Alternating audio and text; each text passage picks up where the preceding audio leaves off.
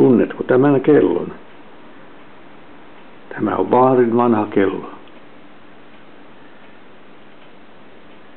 Se on nytten meillä Lassen ja Ullan olohuoneen ja keittiön välillä mittaamassa aikaa.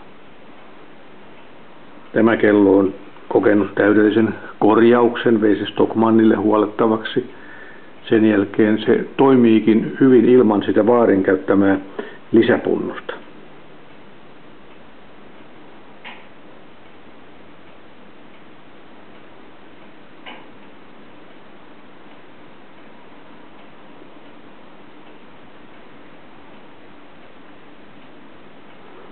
Täällä yläpuolella on tällainen karudalintu.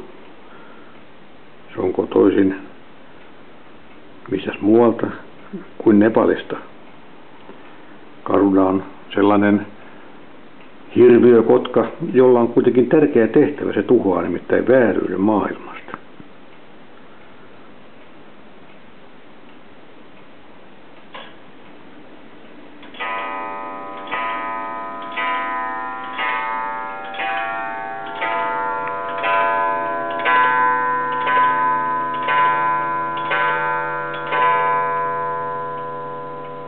Näin vaarin kello soi ja minäkin näköjään olen siellä kuvassa itse.